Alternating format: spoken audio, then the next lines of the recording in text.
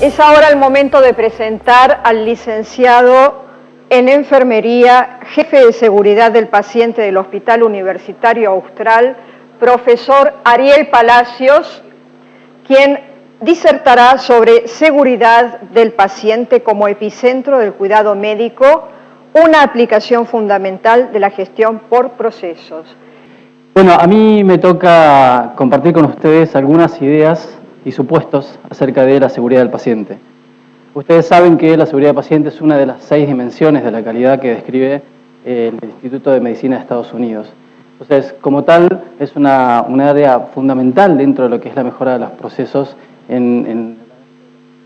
Ahora bien, si uno empieza a indagar acerca de la seguridad del paciente, seguramente rápidamente pensará en errores médicos, en caídas, en errores de prescripción y en 2 o 3 cosas que creemos que fácilmente se puedan mejorar a la luz de poner el esfuerzo y el énfasis de cada una de nuestras áreas de gestión en torno a la mejora de cada uno de estos procesos. Ahora bien, si uno empieza a profundizar en el concepto de seguridad del paciente y hace búsquedas básicas, ni siquiera en buscadores de metaanálisis, ni grandes bases de evidencia, ni nada, simplemente en buscadores como Google, ni siquiera el académico, las respuestas que recibe respecto de la terminología de seguridad del paciente son todas estas. Si uno los pusiese en términos de una nube conceptual tan usada hoy en el ámbito de las tecnologías de la información, recibe respuestas de este tipo, ¿no? Digo, seguridad del paciente tiene que ver con construir una cultura de seguridad. No solo implantar soluciones, sino fundamentalmente construir una cultura diferente a la que venimos pensando. Prevenir daños, generar barreras eficaces, trabajar con una visión más avanzada del solo hecho de ver errores, mirar near miss, mirar casi accidentes, casi incidentes, casi eventos de error que se detengan antes de llegar a impactar en las personas. Trabajar con herramientas avanzadas como análisis modal de fallos y efectos, Global Trigger Tools, análisis de causa-raíz, etc. Pero fundamentalmente, se trata de poner al paciente como centro de nuestro cuidado.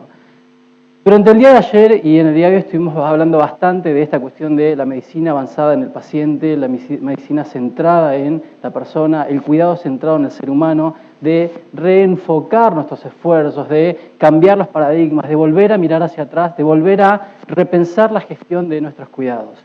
Seguridad del paciente básicamente se trata de esto, de poner el foco específico en la persona, en el ser humano en condición de pacientes, como centro de nuestra atención en términos de calidad y en términos de cuidado de la salud.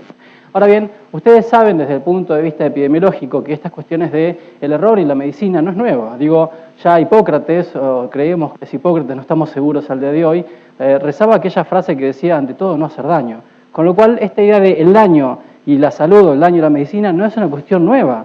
Florence Nightingale, a mitad del siglo pasado, decía que es raro tener que parafrasear a Hipócrates diciendo que ante todo no había que hacer daño, pero que era fundamental decirlo, porque ella observaba en los hospitales de campaña en la guerra de Crimea que los pacientes se morían más adentro del hospital que fuera del hospital a iguales condiciones. Con lo cual no supo deducir qué es lo que estaba ocurriendo, pero ya empezaba a notar que definitivamente había una variación respecto a la mortalidad interna y externa de los hospitales, y parece que se lo empezaba a atribuir a esta cuestión de el daño generado a partir de los actos profesionales.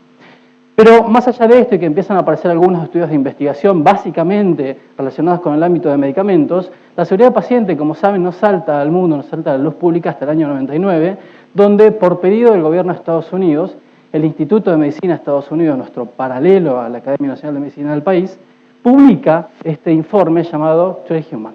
Errar es humano. Y en esto es lo primero que quiero reparar.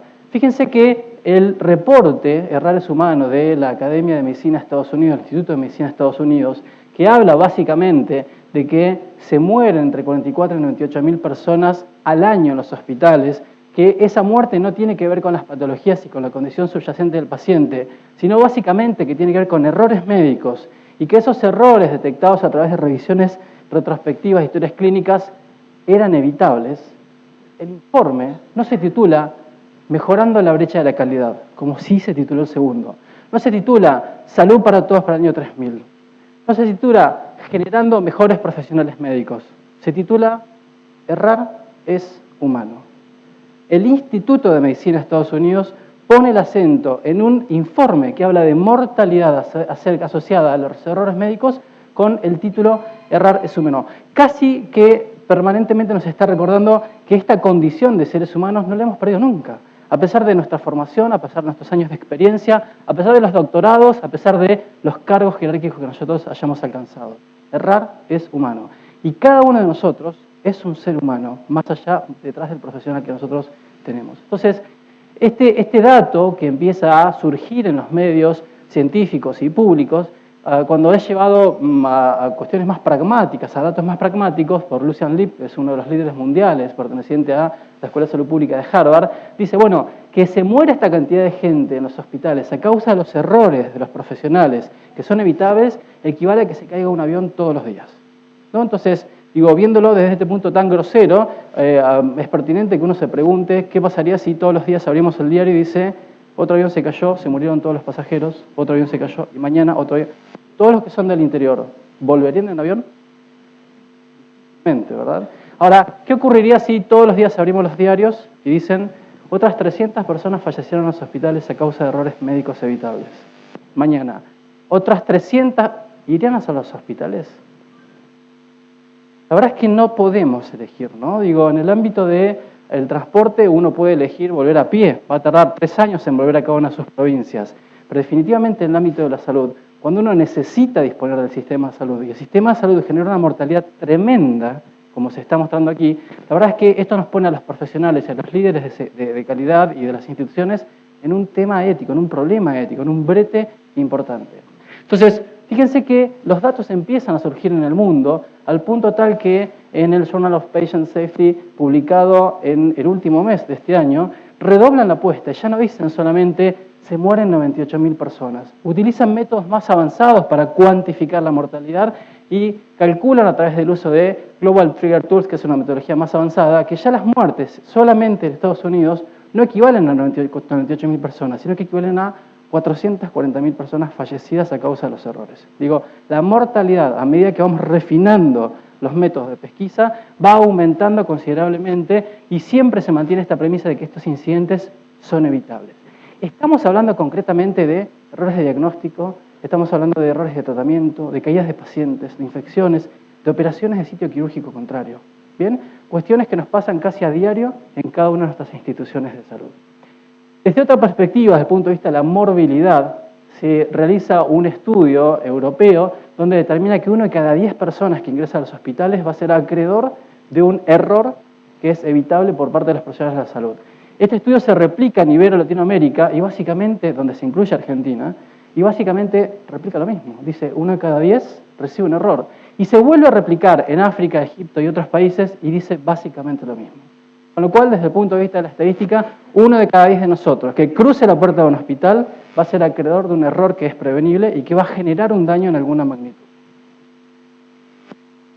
Esto se empezó a ver desde otra perspectiva. Entonces, España realiza una revisión bibliográfica acerca de los costos asociados a la no seguridad del paciente y obtiene la siguiente información. Dicen, por ejemplo, que cada neumonía asociada a una ventilación mecánica en el año 2005 le salía al sistema casi $10.000, cada evento de neumonía. Dice que cada evento de medicación que genera un cruce de cuidado del paciente, el paciente está en internación general, administramos 10 veces la dosis de morfina y por esto el paciente culmina, ventilado en una terapia intensiva, cada evento de ese tipo le cuesta al sistema 1.600 euros y además prolonga la estadía del paciente casi 7 días. Vinimos hablando aquí de eficiencia, de falta de camas, de un montón de cuestiones que tienen que ver con la ética, con los costos, con la oportunidad, etc. Fíjense que desde el punto de vista de la calidad, de la mejora de procesos, de la eficiencia, seguridad del paciente, por donde se mire, es una inversión realmente considerable desde el punto de vista de la gestión necesaria realizar en cada una de nuestras instituciones. Entonces, empezamos a ver algunas otras cosas, algunos otros datos un poco más actuales. 2010, Sociedad de Actuarios dice, solamente en el 2008 y solamente en Estados Unidos se gastaron, no se invirtieron, se gastaron $20.000 millones para paliar las situaciones que generaron los errores en el sistema. Esto es prolongación de estadías, esto es instauración de tratamientos antibióticos, juicios de mala praxis, etc. El gasto es considerable en términos de no seguridad del paciente.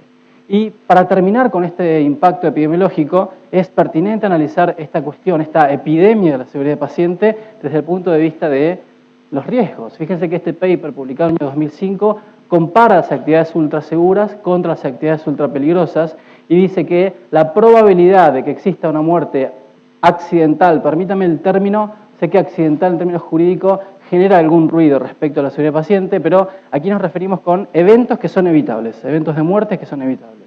Un evento de ese tipo en una planta nuclear, la probabilidad de que ocurra es de unos 100 millones. Por lo tanto, se considera una actividad ultra segura, trabajar en una planta nuclear o viajar en trenes europeos. Lo remarco, trenes europeos. ¿Bien? La probabilidad de conducir automóviles acarrea un riesgo mayor. Dice que para que ocurra una muerte, la probabilidad tiene que ser unos 100.000. Digo, esto explica rápidamente por qué, al menos en Buenos Aires, tenemos una muerte todos los días en las autopistas porteñas. Bien. Y dice que las actividades ultra peligrosas o las menos seguras son el bungee jumping, esto de atarse los piecitos y tirarse de algún acantilado, algún puente, etcétera, de los cuales uno de cada 500 no cuenta la historia. 499 viene y dicen un flash, una adrenalina fantástica, el número 500 quedó atrás. Bien, ahora, cuando comparan la salud como actividad capaz de producir un evento de muerte evitable, no relacionado con la patología o la condición subyacente, sino por errores o condiciones del cuidado dentro de este cuadro, dicen que la salud es la más peligrosa de todas las actividades que se compararon. Dice que la probabilidad de que una persona fallezca a causa de un error dentro de un hospital es de 1 a 1000. Bien, empecemos a pensar las tasas de ocupación que tenemos en nuestras instituciones, la cantidad de personas que entran a las guardias de nuestros hospitales, la cantidad de consultas que tenemos y empecemos a mirar qué ocurre con esta estadística y pensemos criteriosamente qué es lo que nos está pasando desde el punto de vista de la gestión de nuestras instituciones. Entonces, bien, uno empieza a pensar muchísimas cosas, como ejecutivos, como líderes, se empieza a plantear distintos escenarios. El primer escenario que es pertinente plantearse es ¿cómo ocurre el error? Digo, si esto es tan importante y necesitamos atacar la fuente del error, busquemos cuáles son las causas. Y si uno empieza a indagar acerca de cómo ocurren las causas, ¿qué creen que pasa? Digo, piensen en un error que ustedes conozcan de su institución o de otras instituciones. Y a ese error pónganle nombre y apellido y una cara. ¿Lo tienen? Digo, estamos pensando en alguna persona en particular. Si yo les preguntase, ¿cómo se equivocó ese médico?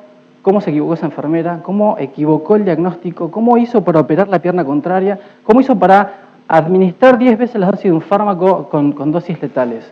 ¿Qué es lo primero que surge? ¿Qué es lo que creen que ocurre? ¿Por qué creen que sucede esto? ¿Distracción? ¿Cansancio?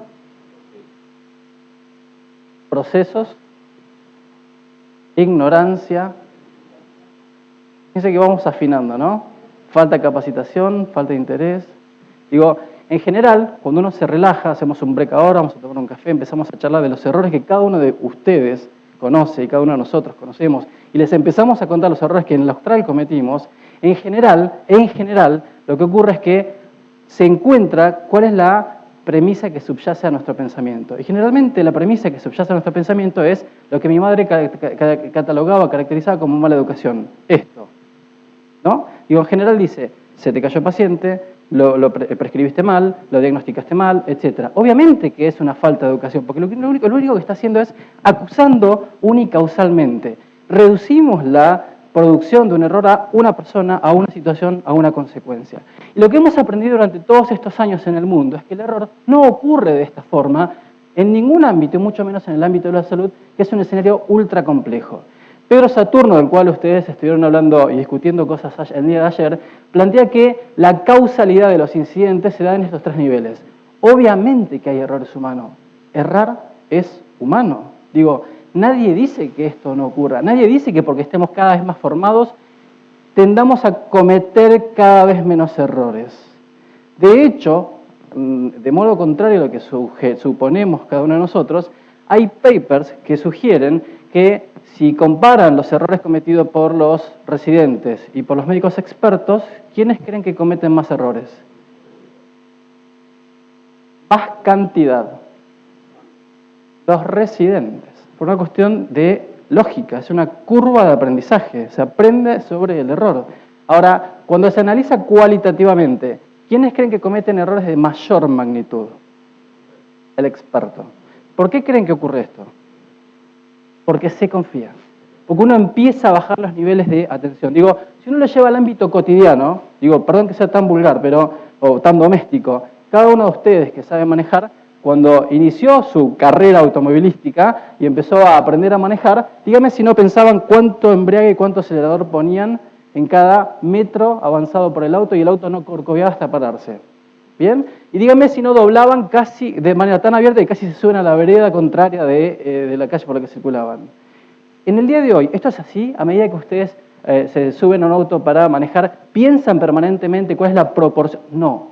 ¿Por qué ocurre esto? Porque uno adquiere experiencia. Ahora, díganme también si el temor que teníamos cuando empezamos a manejar es el mismo temor que tenemos hoy. Definitivamente no. De hecho, existen gran cantidad de multas porque manejamos mirando para atrás, hablando por celular, con una mano en la ventanilla, etcétera, ¿verdad? Entonces, definitivamente, a medida que avanzamos en la experiencia, lo que tendemos a hacer, más allá de adquirir experiencia, que esto es una veracidad, es una cuestión certera, es bajar los niveles de alerta. Ustedes saben que en accidentología aérea hay un evento que es un evento bisagra en esta industria, que fue el accidente de Tenerife en el año 74, donde dos aviones impactan en pista. El piloto de KLM impacta su avión sobre el avión de Panam. Hubieron muchos factores que determinaron esto, pero hubo uno que fue fundamental. ¿Cuál creen que fue? La confianza del piloto. El piloto que impactó su avión sobre el otro era el que más experiencia tenía en la empresa KLM. De hecho, era el entrenador de entrenadores en los simuladores. Era la estrella de la compañía. Es alertado por su copiloto diciendo, escucho conversaciones, me parece que tenemos otro avión en pista, y la actitud del piloto, ¿cuál creen que fue? Usa o potencia las turbinas.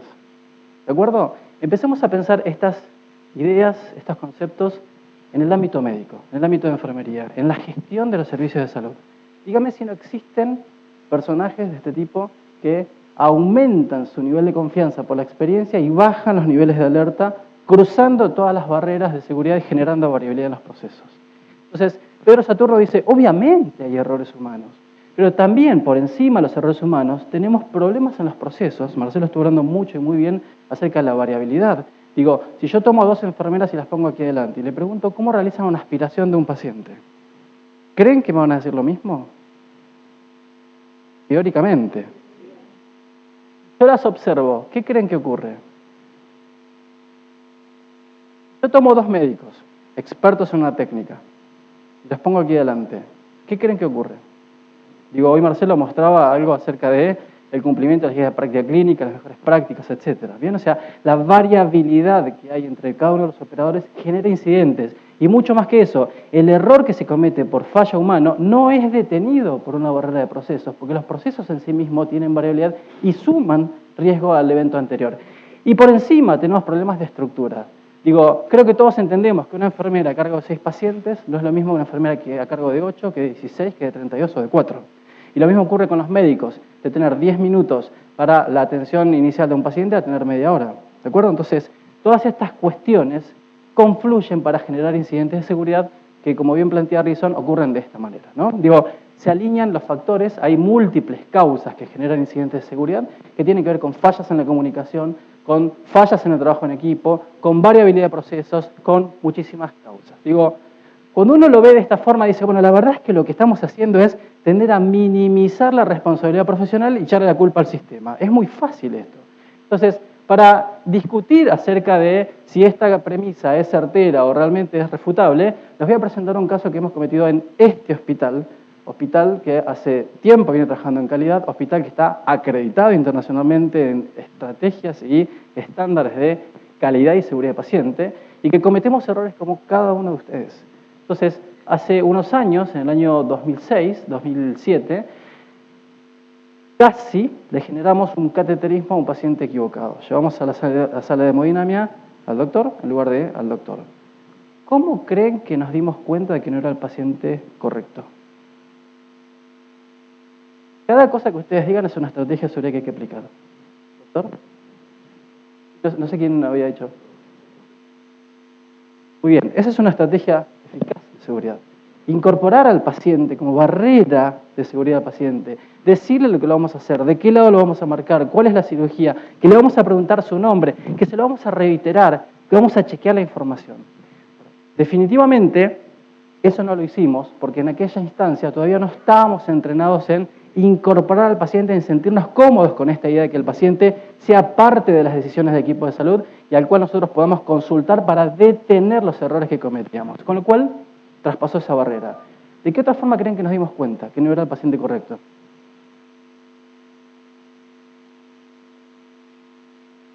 No, este paciente vino con Angor a la guardia, fue al equipo de hemodinamia a hacerle la anamnesis, le dijo vamos a hacerle un estudio, volvemos, en un rato lo llevamos a hemodinamia, se fue, bien, eran 2 hombres, y al rato el equipo de hemodinamia llama al paciente desde la guardia de hemodinamia, con lo cual lo habían visto en algún momento, pero vieron cómo trabajan todos los ámbitos, más hemodinamia, agenda, UCO, agenda, terapia, agenda, guardia, ¿bien? Cambiaron al paciente de la guardia, definitivamente ordenamos la guardia, ¿sí? Y cuando hicimos llamar a nuestro paciente desde hemodinamia, le dijimos a la enfermera telefónicamente, vamos a pedirte a Juan Pérez del box 4. Lamentablemente en este hospital tenemos un léxico que seguramente en el resto de las instituciones del país no existe, y que es una taxonomía especial para referirnos al paciente, y cuando fue el camillero a buscarla le dijo a la enfermera, ¿qué tal, cómo estás? Vengo a llevarme al cama 4. ¿Bien? La enfermera corriendo, miró y dijo, sí, cama 4. Cama 4 ya había cambiado de lugar. Con lo cual se acercó al paciente de cama 4 y le dijo, ¿qué tal, cómo está? Soy el camillero. Hay que hacerle un estudio. A este paciente también hay que hacer un estudio, pero no este.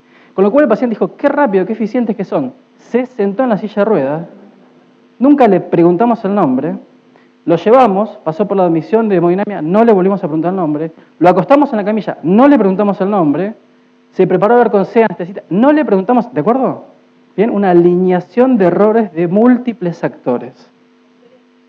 La historia clínica, nosotros tenemos historia clínica informatizada, incluso dentro de hemodinamia. En ese momento no quedó claro si llegamos a mirarla o no. El hecho es que nadie se cercioró de que fuese el paciente correcto. Pero hubo un factor final que nos ayudó a detener este incidente. ¿Cuál creen que fue? El azar, dicen. Algunos dirán el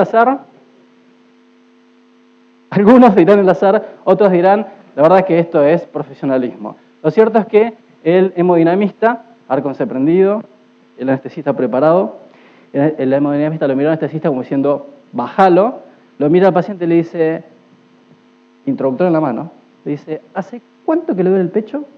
Y el paciente le respondió, nunca me dolió el pecho. Entonces, ¿qué momento?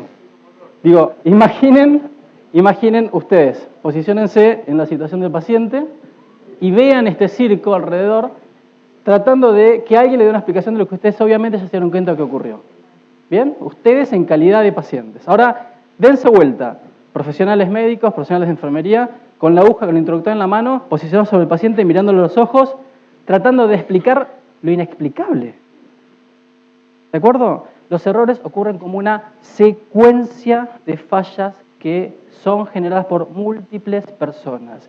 Si yo tuviese que tomar una postura punitiva dentro del hospital, lo que tendría que hacer es echar al hemodinamista, y a la enfermera, y al camillero, ¿de acuerdo? Me quedo sin gente. La pregunta es, ¿solucioné el problema?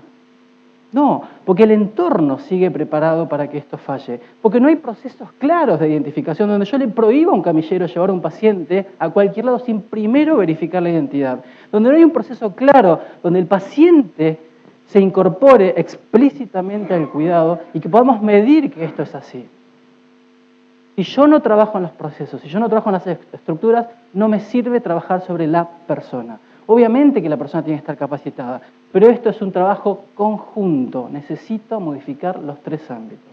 Al menos empezar por la mejora de los procesos y obviamente la capacitación y concientización de los profesionales.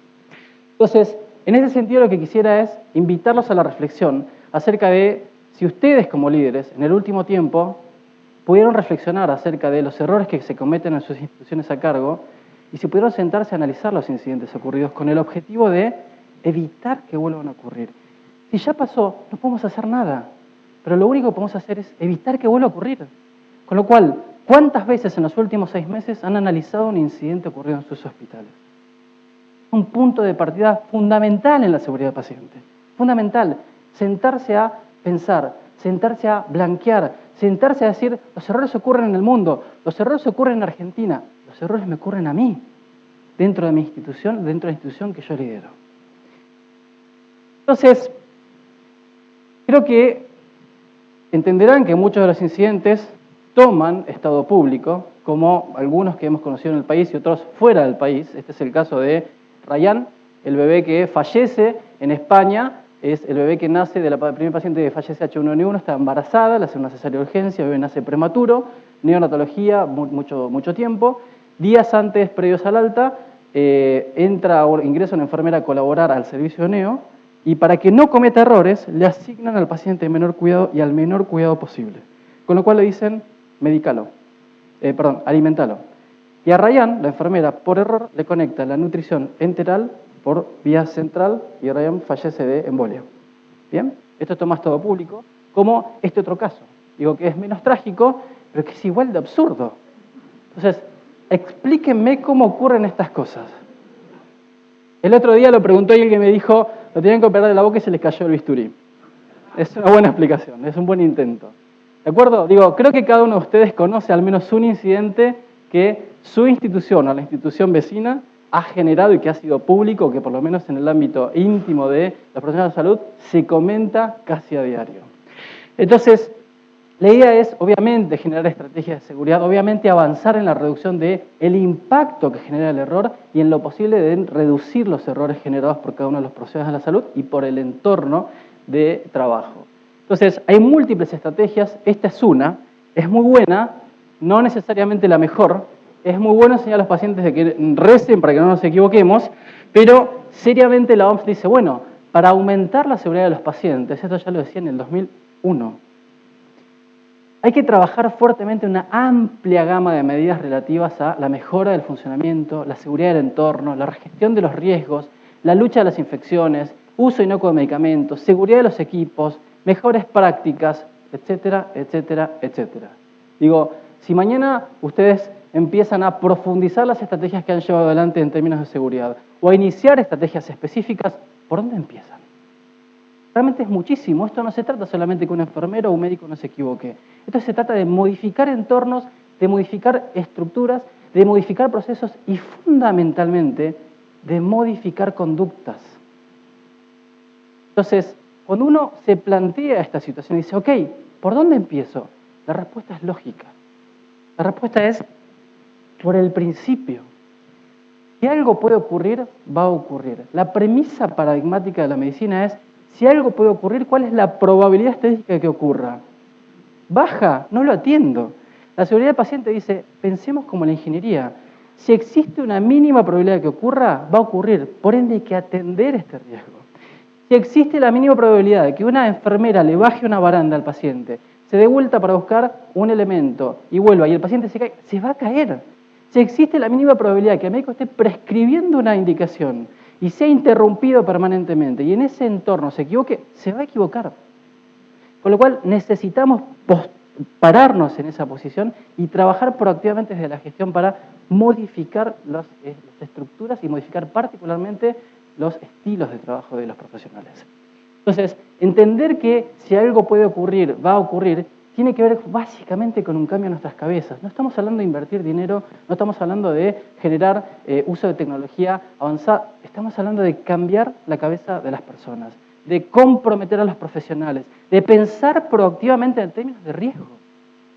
Y ese cambio en las cabezas de nuestros profesionales tiene que ver, en primer término, con entender que esta cultura, que este paradigma que subyace en cada uno de nuestros pensamientos, el Código de Hammurabi, es antiguo.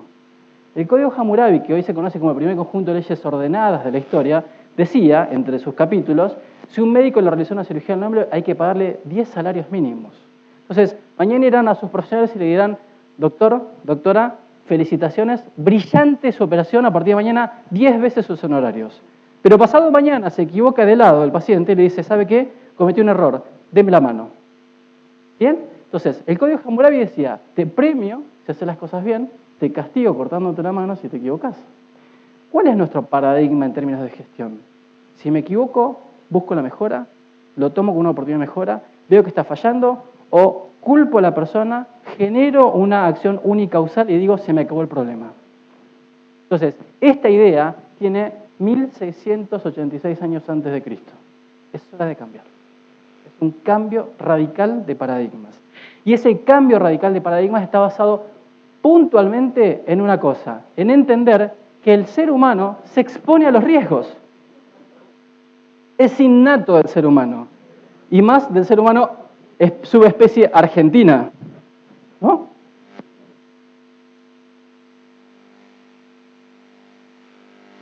¿No? ¿Cuál es la probabilidad de que venga alguien y me patee las maderitas?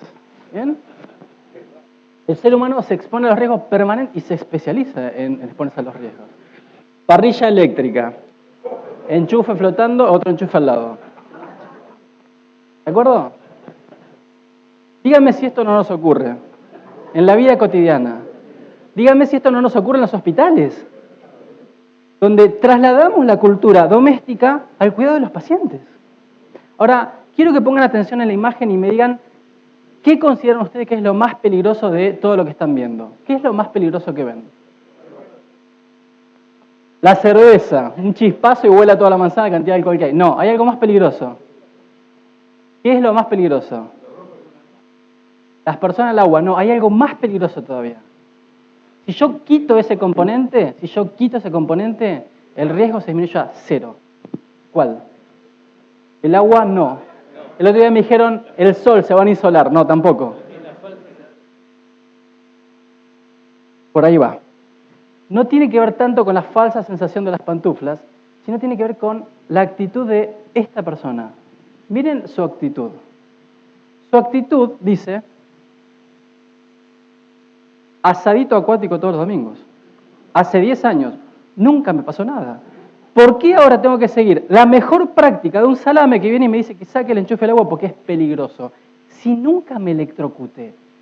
Esa actitud dice, cirugía de este tipo, ¿sabes la cantidad que hago por mes? ¿Por qué ahora tengo que usar checklist quirúrgico y que la instrumentadora no me permita seguir la cirugía si no se cumplen las pautas? Si nunca equivoqué el lado del paciente. Esa actitud dice, jeringa de este tipo, 10.000 por mes cargo, porque ahora tengo que hacer un doble chequeo con esta enfermera para ver si no me equivoqué en el cálculo. Lo más peligroso del sistema somos nosotros. Es nuestra actitud. Por eso la seguridad del paciente tiene que ver con cambiar el paradigma, el chip que tenemos en nuestras mentes. Vinimos trabajando y haciendo gestión de una manera y es momento de revertir esta situación. Se está muriendo gente a causa de errores evitables. Fíjense que el riesgo se traslada a las instituciones. 3 ampollas iguales y adentro 3 drogas distintas. La Academia Nacional de Medicina de este país, junto con ADMAT, hicieron un relevamiento hace 2 años y encontraron cerca de 1000 pares de fármacos semejantes listos para generar un error. Este evento, aunque crean que es banal, está descrito en la bibliografía y se llama LASA por Look Alike, Sound Alike. Son fármacos que tienen fonética o aspecto similar y que están preparados para equivocarse. Y hay muchísimos errores publicados en la literatura acerca de cómo un enfermero con un médico se equivocan simplemente por el aspecto, por la letra, por la terminación fonética de esto.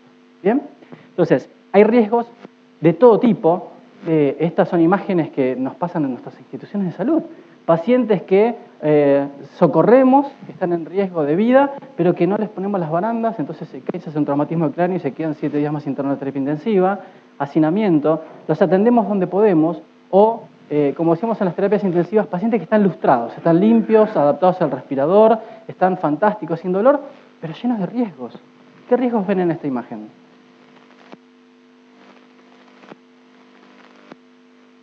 No tiene pulsera, no sabemos quién es. No tiene baranda, se puede caer. Y tiene un monitor sobre la cabeza. Pregunta, ¿cuántas veces vieron los monitores sobre la cabeza de sus pacientes? ¿Cuántas veces vieron esta situación? Vamos al respecto. Fíjense que son cuestiones donde uno dice, pero yo soy el director del hospital, ¿me tengo que ocupar de esto? Digo, Marcelo Pellizzari hablaba justamente de mirar globalmente esta cuestión, de mirar más allá de lo que yo estoy haciendo puntualmente, de gestionar holísticamente. Tiene que ver con esto. Y la otra pregunta es, ¿Existe la probabilidad real de que un monitor se caiga sobre la cabeza de un paciente? ¿Se les cayeran monitores sobre sus pacientes? Sí, a nosotros también. ¿De acuerdo? Hoy los tenemos sellados con velcro o atornillados. Bien, si necesitamos moverlos, están en la bandeja con velcro, porque se nos han caído monitores, incluso en neonatología, a centímetros de bebés. Bien, si algo puede ocurrir, va a ocurrir. Es cuestión de tiempo, es cuestión de tiempo. Entonces, necesitamos comprender que básicamente las estrategias de seguridad, más allá de que podamos usar miles, hoy en día están surgiendo cada vez más herramientas, Global Trigger Tools, análisis de causa raíz, análisis modal de fallos y sus efectos, walkarounds, etc. Hay muchísimas herramientas que se están empezando a utilizar en el mundo, pero hay que empezar por lo básico. La idea es empezar a pensar en términos de cómo detener los incidentes, cómo desalinear los factores capaces de generar un evento en nuestras instituciones de salud y seguir básicamente estas líneas. Favorecer el reporte de incidentes y la cultura de seguridad. ¿En cuántas de sus instituciones tenemos implantadas culturas o ámbitos propicios para que la gente pueda decir, me equivoqué? ¿Cómo modificamos esto para que no me vuelva a ocurrir? ¿En cuántas de sus instituciones tienen sistemas de reportes donde puedan gestionar el riesgo o mejorar los procesos en base a lo que la gente le está diciendo que le preocupa? Es momento de empezar a pensar o profundizar las estrategias que tenemos. Generar compromiso de líderes, no solamente de los jefes, de líderes específicos de cada una de las áreas, de gente con ganas de mejorar estas cuestiones. Detectar y analizar incidentes de seguridad paciente, trabajar sobre los near miss, sobre las fallas potenciales, aprender del error. El doctor Schnittler, que es nuestro director médico, en algún momento utilizó una frase que en su momento fue poco feliz, porque toda la gente entró en pánico y creo yo que no lo entendió hasta minutos después que empezamos a trabajar esta cuestión. Él en algún momento dijo, el error es una joya. Y todo el mundo hizo, ¡ah! Pero claro, lo que estaba intentando decir, y lo que obviamente todo el mundo entendió es, encontrar un error, sacar el error, analizarlo y gestionarlo, es una joya. Muy por el contrario de ocultarlo, taparlo, y aquí nunca ocurrió. Entonces, aprender de los errores es un gran desafío que los líderes de las instituciones tienen por delante en términos de gestión estratégica. Establecer políticas y diseñar algoritmos y obviamente monitorear las mejoras. Bien, estas son las líneas de trabajo inmediato de seguridad de paciente.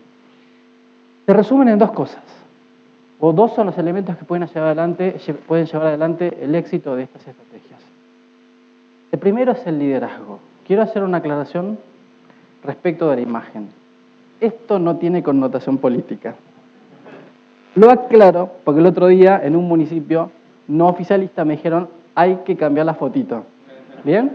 Entonces, digo, el liderazgo tiene que ver con esto, con ayudar a otros a saltar al vacío paradigmático. Pero para que otros salten ese vacío, lo primero que hay que hacer es que cada uno de nosotros saltemos primero y le enseñemos al otro. Empecemos a pensar distinto. Empecemos a pensar en desterrar esta idea de la punición y empezar a entender que las cuestiones se resuelven generando círculos virtuosos, aprendiendo de los errores o adelantándose a la ocurrencia de los mismos. Saben que Joint Commission, cuando analiza los eventos centinelas, que son los eventos mortales, reportados por los hospitales acreditados en el mundo, todos los hospitales acreditados reportan los eventos centinelas muertes a Joint Commission, ¿sí? Cuando analiza los eventos de los últimos 10 años, detecta una causa como principal. Dice que en todos los eventos, la mitad de la responsabilidad en cuanto a causas tiene que ver con la falta de liderazgo. Falta de liderazgo. Los jefes, los líderes, sabían que su entorno estaba preparado para generar daños, sabía que había que hacer algo y no se hizo nada al respecto y los eventos se produjeron. Fueron eventos evitables, no pudiendo haber sido prevenidos, aún sabiendo que este factor era fundamental. Y la segunda estrategia, la primera el liderazgo, la segunda estrategia tiene que ver con empezar a mirar lo básico. Digo, recorrer las instituciones y preguntarse 6 cosas básicas, la plataforma basal de toda buena estrategia de seguridad del paciente.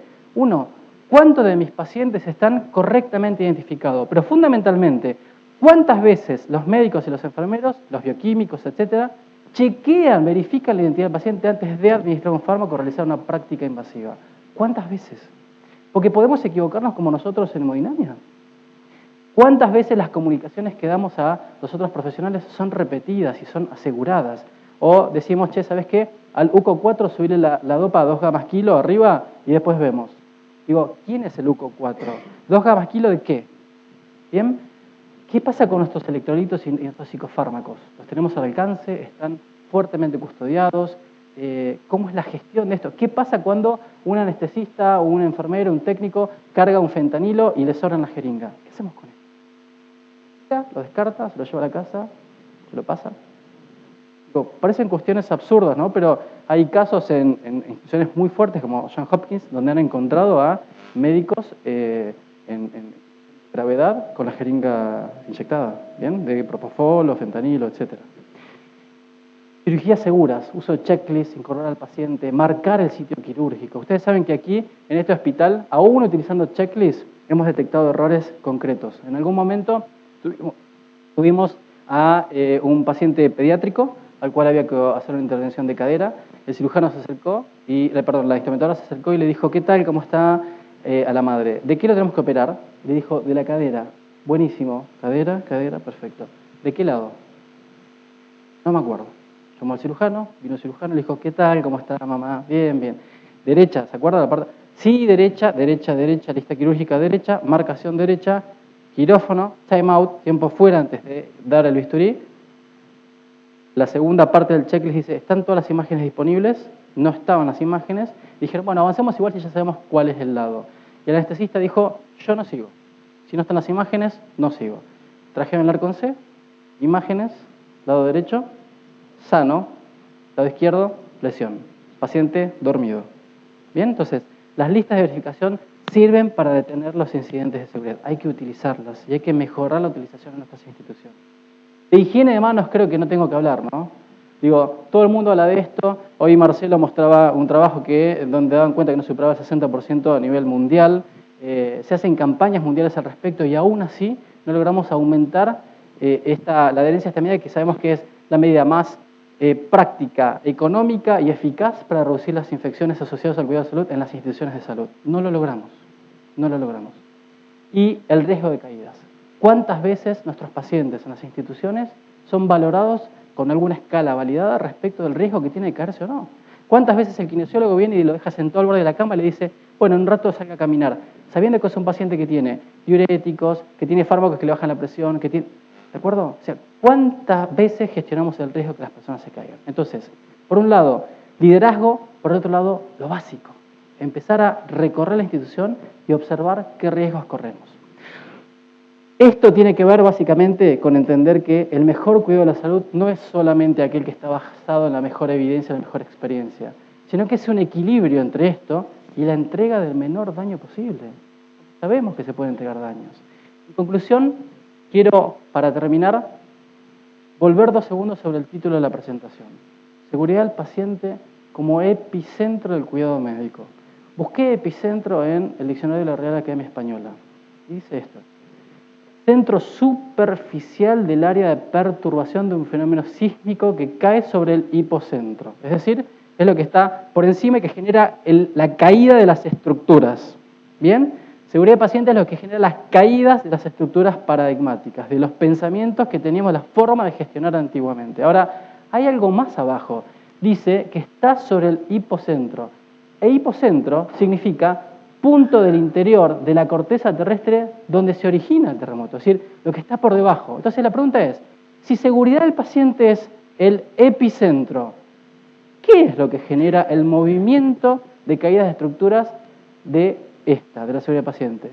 Y quien tiene la respuesta es la OMS. La OMS dice, las experiencias de los pacientes acerca del cuidado de su salud son el corazón de la seguridad del paciente. Esto no es ni más ni menos que una medicina centrada en el paciente. Muchas gracias.